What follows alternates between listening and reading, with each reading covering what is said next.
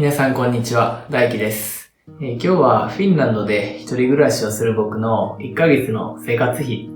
1ヶ月何にどのくらいお金を使っているのかというのをご紹介したいと思います。で、前提として、まず今僕が住んでいるのはフィンランドの首都ヘルシンキの、中心地から割と近くのエリアで一人暮らしをしています。では早速まずは大体の出費金額の割合をお見せしたいと思います。1ヶ月の出費を4つの大まかな項目に分けました。住居費、食費、で趣味娯楽、であとその他雑費ですね。で、住居費っていうのは家賃とか電気代など住むのに必要なお金。で、食費は普段家でする自炊と、あと仕事中に食べるランチ代ですね。で、例えば友達と晩ご飯食べに行ったり、カフェに行ったりっていうようなお金は趣味と娯楽のところに含んでます。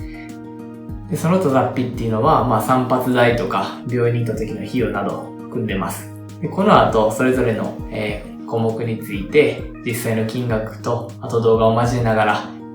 細かくご紹介していければと思います。で、まずご覧いただけるように、だいたい出費の半分以上 55% ぐらいですねが住居費で、食費と趣味娯楽代っていうのが 20% ずつぐらいでだいたい同じで、残りが雑費その他費用になってます。ではまず住居費から見ていきましょう。住居費の合計はだいたい900ユーロほど、1ユーロ125円とすると、11万円ちょいぐらいですね。日本に比べて少し高い気もしますが、今住んでいるのがヘルシンキ中心地近くということを踏まえると、妥当な金額かなと思います。このうち9割以上家賃が占めていて、で電気代と Wi-Fi がそれぞれ20から30ユーロほど、そして保険に入っていないと部屋が借りられないので、その費用も含んでいます。ちなみに今ヘルシンキで一人暮らしをしている部屋の様子はこんな感じです。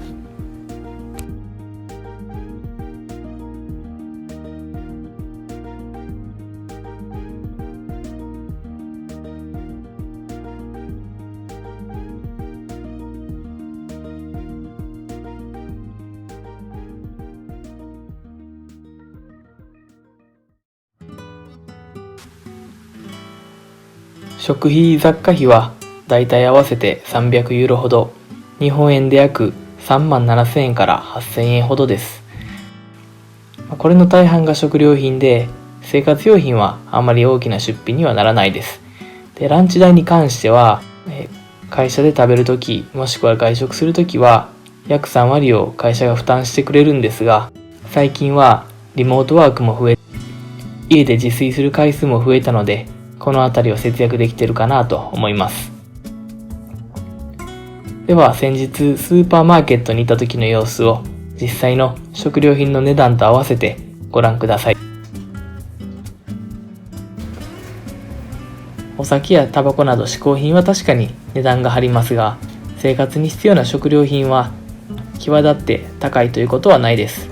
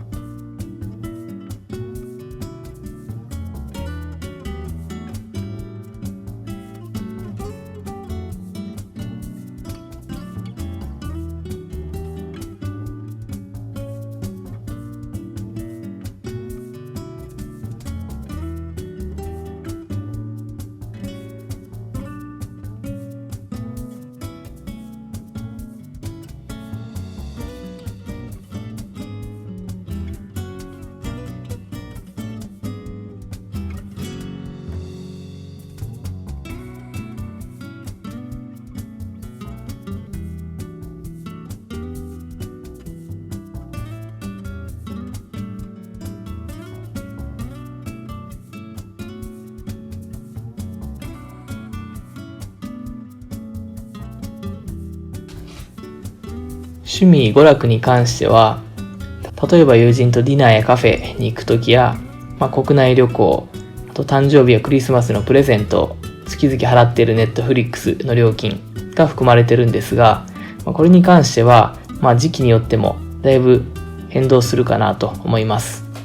特に今はコロナの影響であまり海外に行ったりはできないんですが、合わせて300ユーロほどですね。日本円で37,000円から8,000円ほど。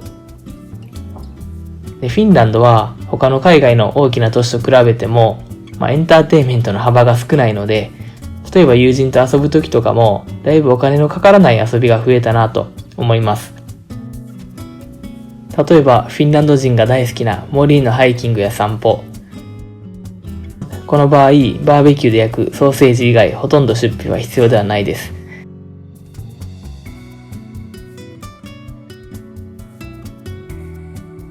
また、博物館や美術館に関しても、ミュージアムカードというのを一度買ってしまえば、1年間行き放題なので、すごいお得です。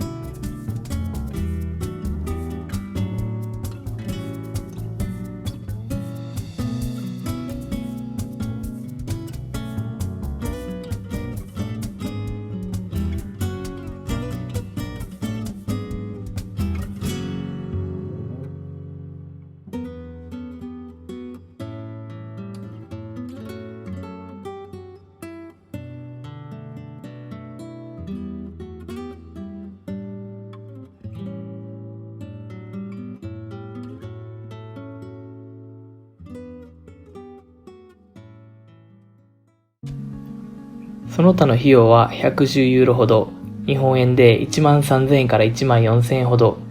ただこれに関しては、散髪代や歯医者の費用など、行かない月もあるので、だいぶ変動することも多いかなと思います。それに加えて、フィンランド語のオンラインコースと、交通費ですね、が主な出費内容となっています。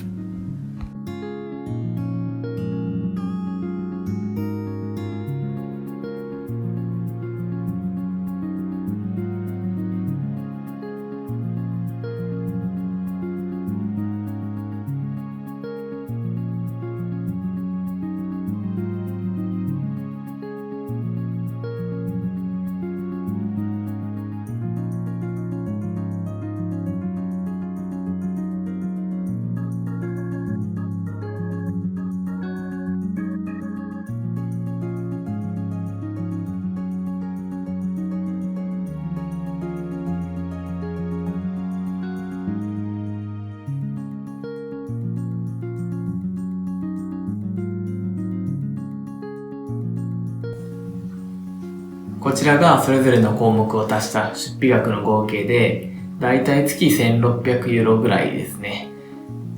で、こういった出費を引いた残りのお金のうち、ある一定の割合を貯金、ある一定の割合を株を買う投資として使ってます。で、見ていただけたように、よくフ